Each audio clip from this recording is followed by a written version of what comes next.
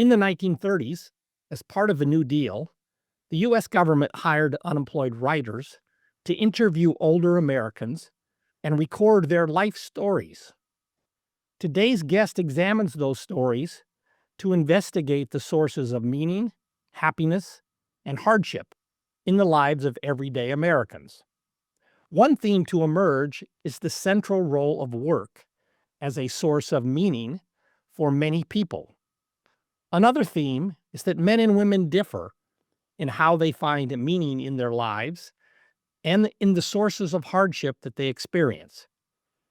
Stay tuned as we delve into a fascinating study of American lives.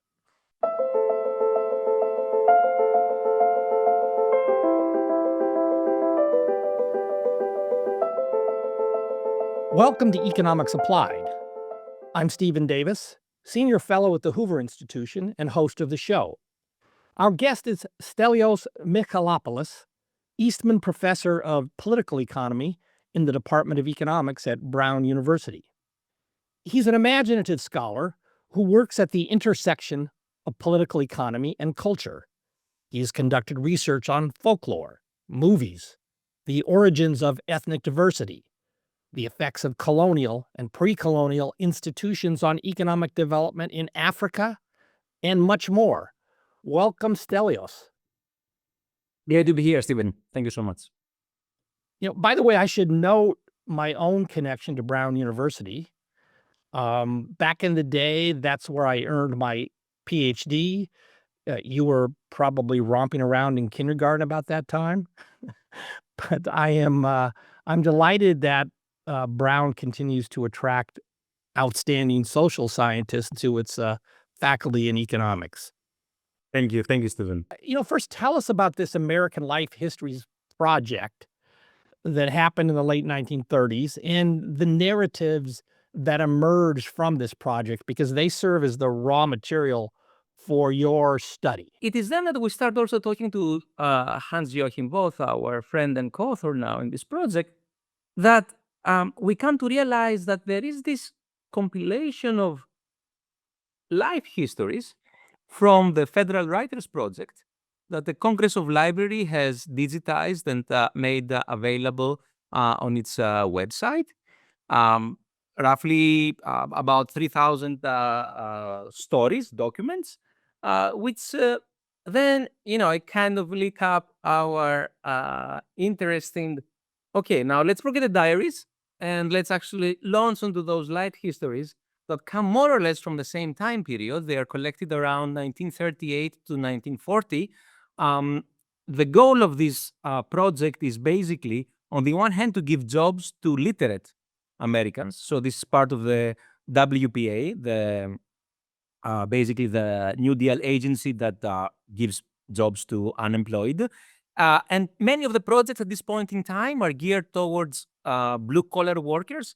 So the Federal Writers Project is a response to the need of kind of literate workers that are out of work, and they are basically called in to collect histories and life narratives, in fact, of thousands of Americans at this point in time. It's part of a broader collection of material that takes place in this point in time. Can you tell us a bit about how the writers were selected and how the narrators, the people they interviewed, were selected?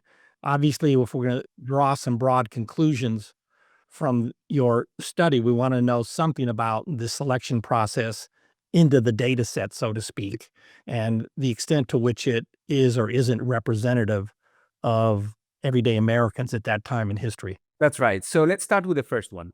Regarding the writers, the interviewers. So as I told you in the beginning, the goal was to enlist and give jobs to literate parts of the population. And in fact, they had managed to employ some writers that eventually they would become famous. But the majority of our writers are really coming from any background. So we should just think of the writers as competent, literate people. Yes, because writers were not given explicit instructions about what exactly to ask. So these interviews are not scripted. And that they were not scripted purposefully because they did not want to basically pre-engineer answers that they were looking for. Because they were saying, look, we are not trying to prove anything here. If anything, we want to learn from your interviewees about their lives. So the best way to go about is to have unscripted interviews, and wherever the interview takes you, you jot down what you learned and then you move on to the next one, which poses, of course, a problem because what are we comparing? Maybe Stephen is very good at getting some people to talk and open their lives. Others, maybe Stelios is very bad at it. So maybe we're comparing the how good is Stephen and how less so is Stelios. So all our description of this database is going to be coming from people that have been interviewed by the same person. So Stephen would have interviewed 30 people, some male, some female, some white, some non-whites. And then I would be asking the question, what is the variation within these 30 people? Basically, you're going to use statistical methods to control as best you can for the differences across the writers in the Correct. quality of both their writing, but also their interviewing. Yes. Okay, Yes. so that's kind of okay. We don't need to go to the details of that, but there's an effort to net that out of the analysis. Correct? Correct. Correct. Yes. Okay. Yes. This is a careful effort Okay. exactly because there is this absence of explicit scripts that everybody had to follow while interviewing our narrators. Now, on your second question, how are the narrators chosen? This is even more tricky in the sense they were given some broad guidelines to basically tap into, associations, either labor associations or community associations, in order to get some some fair representation on the ground. Some followed that. Others, they relied on chance encounters, on their own private networks. Others, they were just like going in the bars and knocking on people's doors in apartment blocks. It's like a good approach. Yes, Yeah. so it looks like that they have tried to, because the goal again from the administration was to get a representative kind of picture, a mirror of America. This is what is like the Right. language So that they there, use this at is this point in time. maybe it's obvious, but there's no social media then. There's no centralized list of addresses that you can easily tap. So this was a very informal approach, but partly by, as I understand it, choose writers who are scattered across the country in various Yes. locations and leave it up to them within some broad guidelines as to how to find the narrators. But the narrators were older, right? Yes. There were guidelines there. That's important. Our typical guy, our typical interviewee, narrator, is about 67 years old. So Okay. they were trying to get people in order to get the life history so that she has mostly completed her productive years. And that's an important characteristic of our set of life histories, that they're mainly coming from older guys. But now the interesting thing is that because we're economists, right? So it goes back to your question, how representative is this sample from a typical guy in this period? Of course, as we just said, they are not representative in terms of age. These are actually older people at this point in time. But other than that, when we basically go to the historical census in 1940 and we look at the distribution of occupations, the distribution of gender ratios, the distribution of whites versus non-whites, distribution of immigrants versus non-immigrants, it is actually mimicking pretty faithfully what we would get if we were to sample people 50-year-old and above in Nebraska. If we were to sample people that are 50-year older in New Just for York. Yes. the non-specialists listening, the U.S. government conducted decennial censuses of households and individuals throughout the 20th century and even into the 19th century, just as they do now. And so there was a census conducted in 1940, and that is very close in time to when the narrators are telling their life stories. So you have a very natural and very high quality source of data that you can use to assess the representativeness of your sample of narrators. That's what you're doing, right? Beautiful And said, Stephen. Thank you. Yes, that's exactly what we did. okay, so w- one more kind of, well, at least one more preliminary question. So you and your co-authors treat these narratives as a rich source of information about how individual Americans, looking back on their own lives, experienced and remembered hardships, overcame challenges, found meaning and happiness or sorrow in their lives, and what they saw as critical junctures in their lives. But before we get into the kind of analysis and methods, how did you conceptualize these narratives and the information they contain? Because you need some mental structure that you have in your head before you even get to the kind of text analysis methods, which are also critical in your study. So how did you think about it? We have in ourselves on this corpus that it is kind of unique, given that such an compilation has not been done since then. Parenthesis, there was actually during the COVID pandemic an active debate whether it was a good idea to repeat the Federal Writers Project because of unemployment again that was shoot up during the pandemic, in order to bring to life a similar project 70 years, 80 years later than the 1940s. It did not go through, but closing the parentheses now. So what we did as economists, we said, okay, let's read. Let's read and try to see, like David, Joachim, and I, what do we think are these narratives? What they are trying, what is a common theme that emerges? So we sat basically for about 4 or 5 months. I did it with my kids. I would take my 11-year-old son and I would say, look, here is a story of someone that is 70 years old in 1940, and he narrates his life, in the Midwest or in the South or in Illinois. Let's read it together. So basically, so before starting to ask questions, we had to listen to what the narratives are trying to say. If you were to read enough of those few dozens, you start getting some feeling of, okay, so often these guys get into what brought happiness in their lives, how they lived a fulfilled life, or what elements did not allow for this fulfillment or happiness to go through. So then it immediately kind of lit up about in David and Joachim's and my mind that, look, there's the happiness literature. And that it's a very important literature in economics that tries to understand, what makes people happy. And this source, this corpus, actually can shed some light on a question that has vexed economists for a long time. We maximize happiness.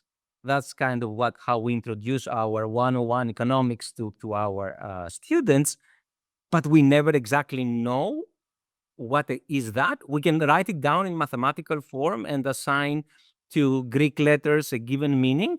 But how exactly this comes about and how significant are these different elements, we are agnostic. So this corpus was actually a It's fantastic. even worse than that in some sense. We do in most economic analyses take a very strong stand on the inputs to happiness or utility, as economists often describe it.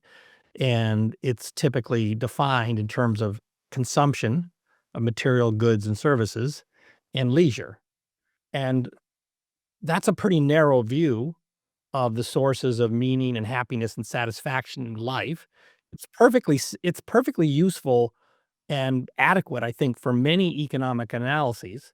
But for many other economic and social analyses, it's too limiting. Okay, it misses much of what really motivates people and drives them and affects their well-being. And I think you are starting from that. You're looking at it from that vantage point, and it's one that I fully share. So you're trying to get away from the overly reductionist approach to human motivations and well-being that economists are often guilty of. That's how I would put it. That's again much better said than my attempt. And the interesting part of this corpus again is that it allows for a retrospective view of your life, right? Because of course, if you ask me if I'm happy now, I'll tell you I had lunch around 12. Now I'm East Coast time, so I'm relatively happy because I'm not starving. Um, but then again, economists, when they motivate their models, our agents maximize some time of lifetime utility.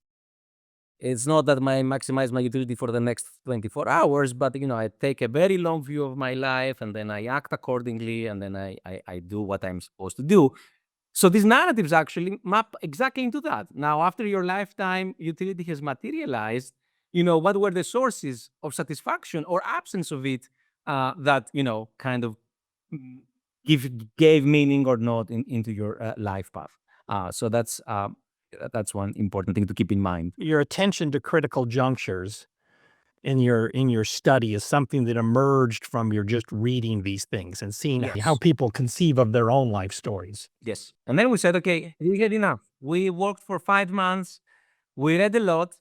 I can share a lot of anecdotes, but then we faced the problem of how we move from a golden pile of anecdotes into a set of summary statistics that can So this is explain. where if you had not been subject to training as an economist, you might have gone a different route at this point.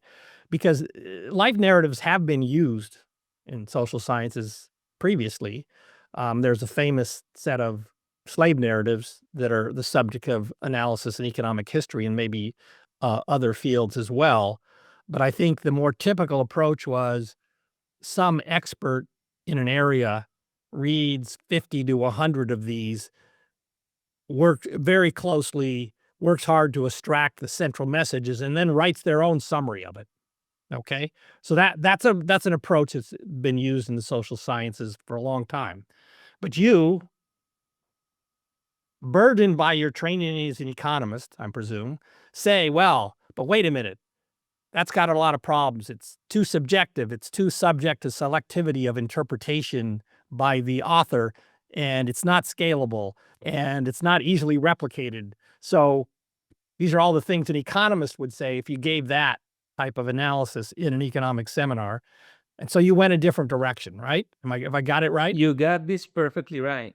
Because you're raising now an interesting point there, right? That if you look at the synergies that the economics has leveraged over the last 10, 20, 30 years with neighboring sciences, we would leverage a lot of data from comparative anthropologists, comparative ethnographers, like social scientists that would work with observational, studies, but then they would put a number down. The problem with basically oral historians or historians of narratives, they would rarely put a number down. So they would work with the whole passage, which then made synergies between humanities and economics. If you look again at the trend of the last 20, 30 years, very few synergies had emerged. So this is where we found ourselves in this fantastic corpus that has, being very important for in the humanities realm. But then how can we break through? And this coincided with the rise of the large language models of the last 2 to 3 years, and it was really with kind of trepidation that we went towards that path. So we said in the beginning, to be honest, we said it is about a year and a half ago that we are now seriously thinking of how to ask these questions and how to get to extract quantitative information. So we said, okay, maybe we can start small and have arrays. I have research funds, David has research funds, Joachim has research funds. Maybe we can basically pay a lot of arrays, hundreds of hours, read the same documents across many different arrays. And maybe that's, if we read it enough and multiple times, maybe we're going to get something out. So we started with this purpose. About 15% of the sample later, we realized that our research funds are getting drained at a higher speed than we expected. Arrays are falling out, some are getting very tired, some are losing their interest, so they leave incomplete work. So then and it is exactly this time, a year and a half ago, that LLMs start taking out, becoming a bit more, that they saw that it is possible, perhaps. It is conceivable to answer or to ask this question, upload your documents and have basically the LLM inference, your questions. So, so this is the background that then we say, okay, given our budget constraint, we really need to make something meaningful happen within our budget constraint. So this is how we proceeded. We say, okay, the way that one could have done it, which would not be very believable, but cheap, was to take all the narratives, feed them one by one to an LLM, ask your question, get your answer, tabulate your answers. That's your summary statistics. That would be one way that you don't critically really engage with the output. You take it as given, you don't interrogate, you move on. Of course, Okay, and we would be very unhappy to do that, right? We would say, now, why? How does it mimic? Like, it hallucinates, so maybe. let's cut to the chase here. I think because the literary types and the traditional archival historians who are listening to this, their heads are exploding because they're going to say, how can you really extract the right content and meaning from these narratives if you don't engage closely with the text and you haven't got really deep expertise in related source materials? And you're saying, look, you kind of agree that just mechanically applying these large language models, these LLMs, would not be a very fruitful approach. And that's not what you did. Okay. But neither did you go down the route that traditionally has been applied to the reading of narratives. You did something which I think of as a hybrid. So you're making use of large language models, but there's quite a bit of close human reading and intensive management of the large language models and their applications to get to an output that you think is useful as a quantitative summary of what you found, but also has some scalability properties. Yes. The short version is, one thing to keep in mind with these narratives is that you and I, if we sit down and we spend time reading a given narration of Stephen Davis' life, we may or may not agree whether element X has been a salient feature of his narration. Now, if I get enough of humans to read the same story, there will be some model answer that yes, Stephen actually, among 90% of the readers would think that he actually loved his family. So once you have this, you can create this ground truth. So the whole, idea that and little innovation that goes into this technical part of the project is to say, since it is not mathematics, that's one plus one is always two. Humans can read the same document and may actually arrive at there can be a variance in their outcomes. Let's get actually this model answer among humans and the variance across among the humans that read the paper, and ask the same question to a large language model. Is the rate at which the large language model agrees with the model human, does it fall within the range of your humans that read these narratives at the same time? If so, we have basically kind of passed a modified version of the Turing test. This means that if I get the answers of Stephen, the answers of Claude, the answers of GPT, and the answers of Stelios, I cannot tell them apart, that some are human and some are basically AI generated. Let me recapitulate here and put it in slightly different terms. We need some way to evaluate the outcomes of these LLMs. Okay, that's point one. And one way you might do that is to have true domain experts read a few narratives and describe their interpretation and take that as ground truth. And that's often used in the when applying LLMs and evaluating their output. that's probably not that's not the route, that's not the path you went here. You took a different path, which is we're going to read many somewhat informed, partly trained humans, and they're all many of them are going to read the same text, and you're going to get a distribution of their assessments, and you're going to take the center point, the mode, but I'll think of it as the center point for simplicity, the center point of that assessment of a group of readers as ground truth. So now I have some way. It takes a lot of work to get that ground truth reading on dozens or even hundreds of narratives. But once I have it in hand, then I have a basis, a solid basis for assessing whether and under what circumstances can the LLMs recover something similar to the ground truth that humans have established. That's the approach you're taking.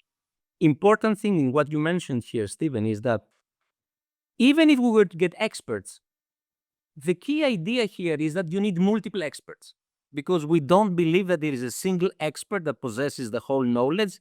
So we could have repeated exactly the same procedure, not with students from universities, but with oral historians among the top 20 universities in the US. So that we would have 20 different readings. We would still have variation among those readings. So another way to say it is this is a setting which ground truth itself is fuzzy, okay? And that's often the case in things involving language, unlike mathematics where the ground truth is 1 + 1 = 2. It's not fuzzy. It's not 2.3 or 1.7. It's 2. Okay. So that's the approach you're taking here. We don't have time to go into all the details, but I'll just say in reading your paper, what strikes me, and I think this is important for the audience to understand, while you are able to achieve some scalability with these LLMs, there's a lot of human input. The initial readings, the assessment of when the LLMs work well and when they don't. There's a lot of human input, expert human input in some cases by you and your co-authors to actually make these LLMs work as well, at least in some cases, not in all, as a large set of human readers trying to achieve the same assessment using a very different method, namely humans versus machines. So you don't have this is not a fully automated process where you just press the button and the LLM, even when through your algorithm, is kind of give you answers from the ground up. So if I take your approach, let me put it this way. If I take your approach and I want to go look at, say, narratives of young women who migrated from rural areas in China to the urban centers and part of the economic development in China, I might start with your study, but I'd probably need to do an awful lot of my own assessment, intervention, and benchmarking and so on. We are basically using a lot of tricks to get the AI to give us what is the ground truth we generate. Right. So I think what is useful for other studies is that we offer a tool set of potential tricks that you can make AI not to hallucinate, not to be lazy. Are they all relevant? No. Are there more tricks that one can basically involve? Perhaps yes, but it's kind of starting to establish best practices. Of course, they are evolving and they are not best for every domain, but it's kind of setting a first set of, here is 10 things that you can try, and there is like 10 iterations that can actually, once you have your ground truth, you can basically tweak around and see whether you can get the AI to reconstruct the ground truth. All right. So, I want to get into what you actually found here, but I'm going to summarize now. At the end of the day, you've got about 1,400 of these narratives that you work with. Yes. You've read many of them by humans, but then you do some scaling up with your fine-tuned application of AI tools. Okay, reading these narratives, characterizing them systematically, and then so tell us what you found. What are the I know you have many findings in the papers, but what are the key ones? I highlighted some of them at the outset in my opening remarks, but let's dig into some of them. Maybe we start with work. and its role as a source of meaning in the lives of many people, not everyone, but many people. Yes, that's a great. That's a great question. So then, what do we basically the first tabulation that we did once we had actually all the material that was giving us an idea of where did people find meaning, fulfillment, and satisfaction in their lives, so then we can actually finally get all this together and give a number.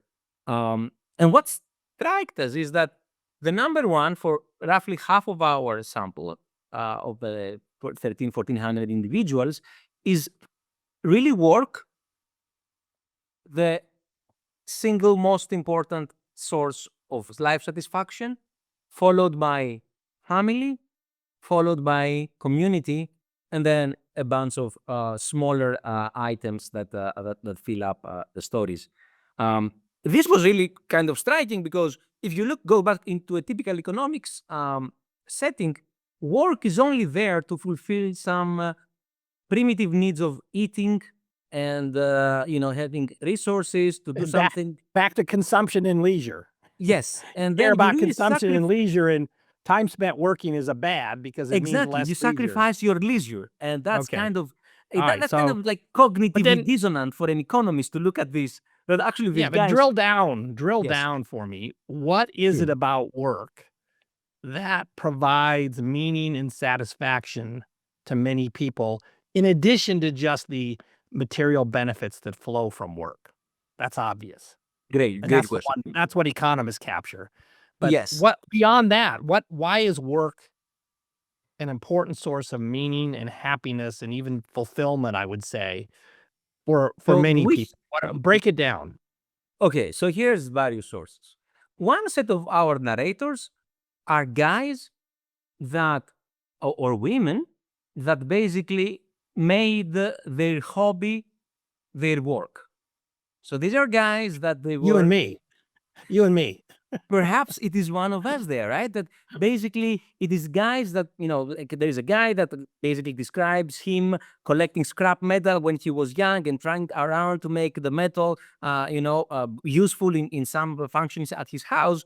He ends up narrating a life of him being an engineer and making a sawmills and, basically making up a story where whatever was motivating him at the age of 10, 11, becoming actually his lifetime passion. Then we have another set of people that are about taking great pride in what they do, either teaching or riding a horse in the west and making sure that the cattle it takes from the origin to the railroad where they are are supposed to be sold, that they arrive alive. uh, Others are taking great pride. I just want to point out that, we're talking about people in the latter stages of their life in the late 1930s. So most of these people who are taking great pride in a job well done, they were doing strenuous, demanding work. Okay. Yes. This is not you and me typing on our computer and chatting with our buddies and writing articles. These people were doing serious demanding work, often physical labor. And It is nonetheless, they're deriving, in many cases, great satisfaction from skill mastery, from doing it well, and I think also for providing for their families in many cases. the providing for the family is important, but is not the dominant theme. Is not the one that Mm. gets them excited to talk about. There is a subset of our Ah, okay. narrators that says, "Thank God we had this job that managed to pay for our, we kept our family together and we did not lose our sons." And but but the narratives get excited. You can see the narrators getting excited when they really can tell, look, this was the shop of my father. It was 10 times smaller. Now it's 10 times larger. And it's like really this pride in, like a florist that was so passionate about the arrangement of flowers in his shop and how people would come about and would basically marvel at his flower arrangement. So you see, you have all these instances where basically it's fulfillment. You are basically loving it. And it starts from basically people in the Midwest, late 19th century, that there is a lot of basically cattle business, and our cowboys basically very strenuous circumstances with relatively high mortality.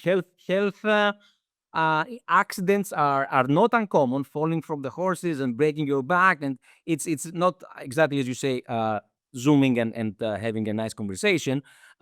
Nevertheless, we can see that actually this dominance of having found meaning in work reappears in the Midwest, in the Northeast, in the South, in basically different parts of the US, kind of painting a picture of, look, this is the elephant in the room. Economists have been thinking of labor or work as taking away time from leisure.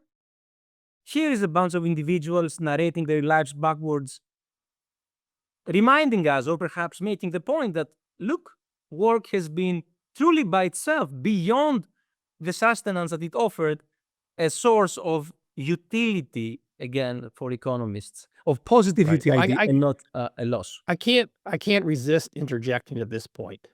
Look, I'm very sympathetic to what comes out of your study. That's probably obvious in this respect, but it underlies why I think things like guaranteed basic income programs are such a bad idea. They basically cut people off from the kind of pride in achievement and dedicated effort over a period of time and skill mastery that many people derive from work. Not everybody, but many people derive from work, and not just from work that you might think is intrinsically fun or engaging, as you've made clear. And I've tried to emphasize a lot of these jobs were quite demanding, physically and otherwise, and would not appeal to most Americans, most contemporary Americans. So if you undercut people's ability to work, either by limiting their market opportunities or by incentivizing them to move away from work, I think that's harmful to people. And I'll put that The on stories, you. You may or may not endorse that um, I conclusion think from your study, it's but I think it's consistent with your study. is the non-pecuniary aspects of work. What the study is telling me is that they are massively underappreciated. That it is not about the calories. This is what, again, what comes out of this of the narratives, right? That it is not, work is not just the calories it allows you to consume. It is something much more. For many of these, for several of our individuals, it is an identity issue. That in some sense they say, look, I was only happy when I had the boat under my feet, like for the fisherman in the study, or when I was actually straddling my horse and I would basically skip lunches or in order to not miss the opportunity to get another great ride. So then it's almost like, it reminds you that there is a large component of non-pecuniary benefits that come from engaging in work.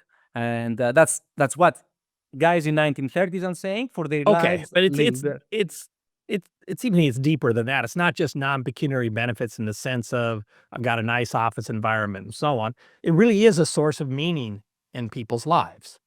That's what comes out of your narratives. You're right. Like identity, I identity is, one could say, hard to measure it, right? How many dollars it is that I give you so that you can forego your identity as having found meaning in All profession right. X and Y. Okay. I don't know, but yeah. So look, we got limited time. I want to get into So at least one more basic set of hmm, results, and that's the difference between men and women. There are yes, systematic differences, and I'd like you to describe those. yes. Here's a funny story with the men and women. A funny story in terms of when we're in the making of the project, and we try to see whether actually, this is a lot of trepidation on our end, right? These LLMs are not something that economists have used with great ease just because we don't know how they operate. So every time we were getting an output from LLM, we were saying, okay, now is this pure hallucination? What is going on? One element that came early in the production of our research was that women were narrating the death of a parent much more often than males, than the men in our sample. And I said, how can this be? If when the parent died, it dies for both parts of the family. So why we're getting this unequal kind of memory? Is it a problem of our LLM and our readers, or it is actually a true find. So it turns out that this gap in terms of what females and women remember versus males is actually a very strong gap. Family, which actually women talk much more about family in where they found meaning in life, but also in the critical junctures, it turns out that these turning points were overwhelmingly negative for the women in our sample. And it is all stories that, mom turned sick. I had to go and take care of her. She eventually died, but then her whole life had changed in order to accommodate sickness, illness, something happening in the extended family or in the immediate family, which actually it's a very, it's one thing to say, I read the story that makes this point, and another thing to say, oh my God, this is a dominant theme. This is actually, we have lived a very different life. You have been, your socks that you have been drawing from are very different from the socks that males in our narratives have been drawing from. So this was actually, we think that is a very neat finding, placing gender roles in context at this point in time. Yeah, it's important, and if you think about a family in early 20th century, they have two kids, one boy and one girl, and mom falls ill. Who's more likely to be pulled out of primary school to help mom at home?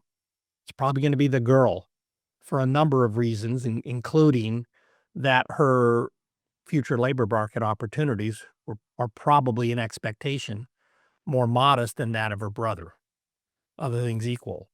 And so you can see why this happened and why it was, in some sense, a rational response.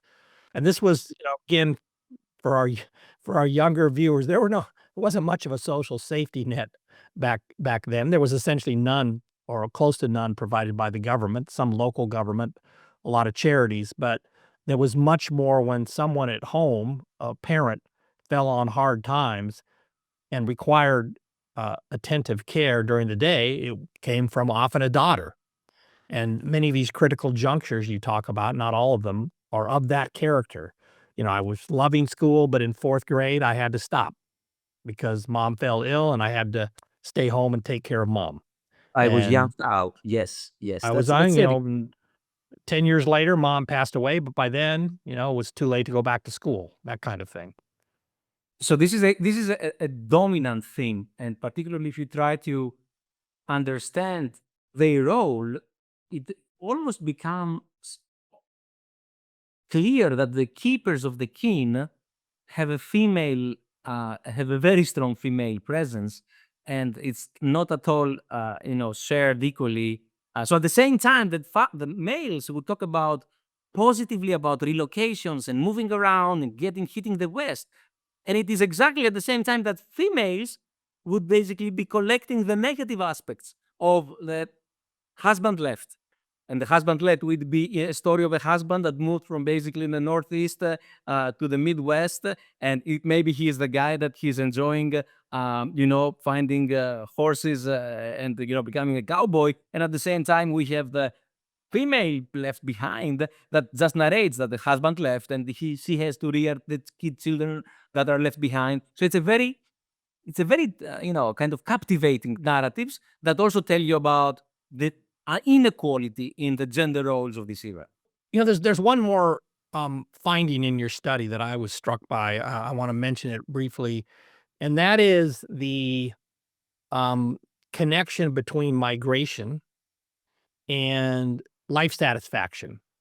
And you find, you can correct me if I mischaracterize it or misinterpret it, but the way I saw that is people who exercised significant autonomy over their own life directions, often in the form of relocating, sometimes relocating to an urban center to pursue education or a different career, those people tended to be happier and more satisfied with their lives at the end of their lives than those who did not migrate, despite the great hardships that often came with migration, in the late 19th and early 20th centuries.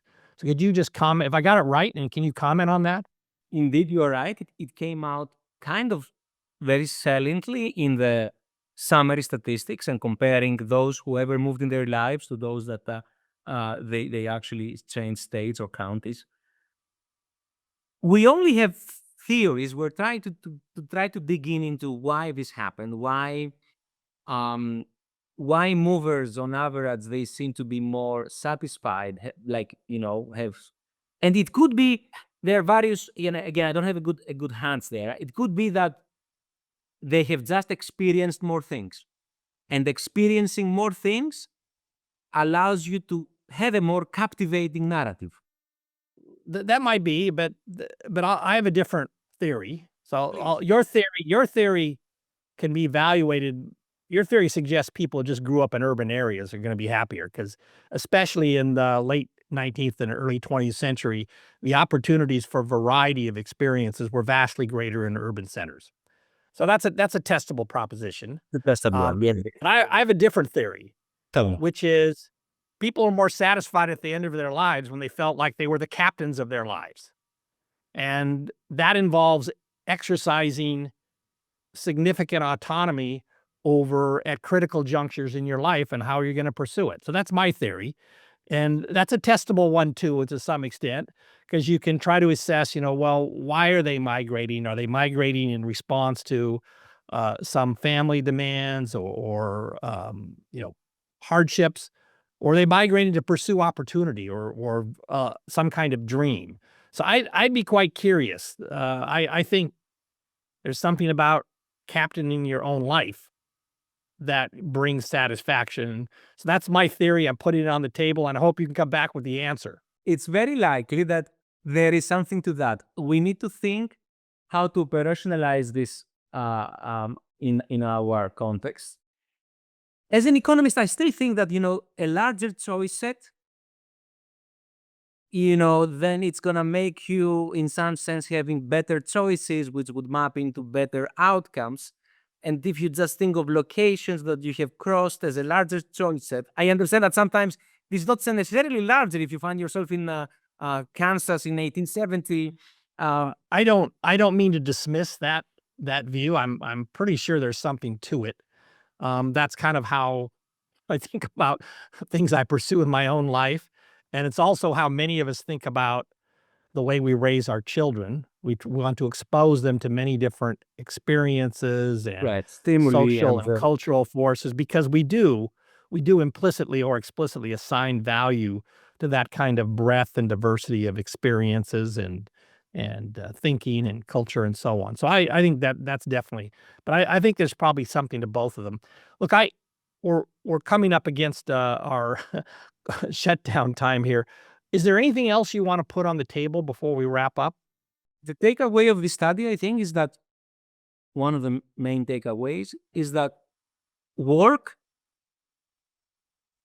has been a source of life satisfaction for a good fraction of our, grandparents in the U.S. in the early 20th century. This has been not highlighted or discussed sufficiently in the literature. And what are the implications of this finding for, as you say, designing unemployment policies or designing, minimum income going down the road?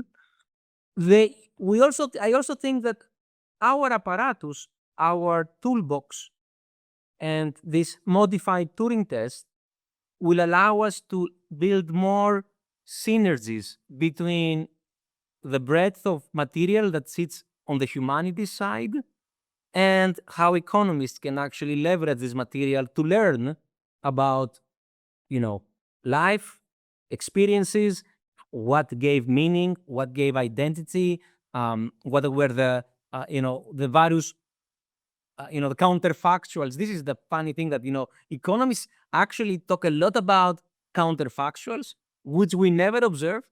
But a lot of the stories they talk about counterfactuals. They say about the path not taken. They say that we did not do that and we would have been so much better or so much worse.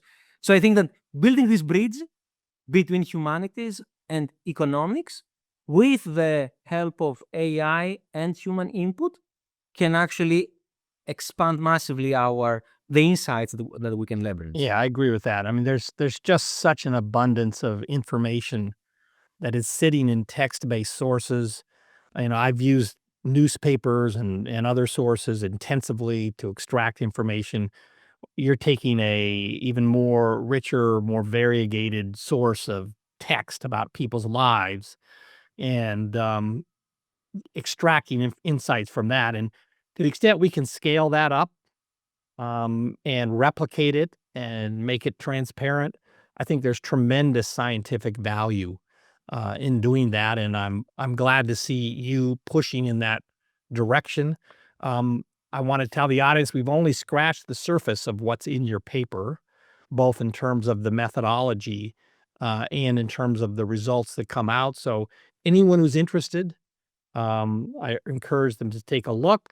The paper's written in a way that's pretty accessible, um, at least the main text with technical details buried elsewhere.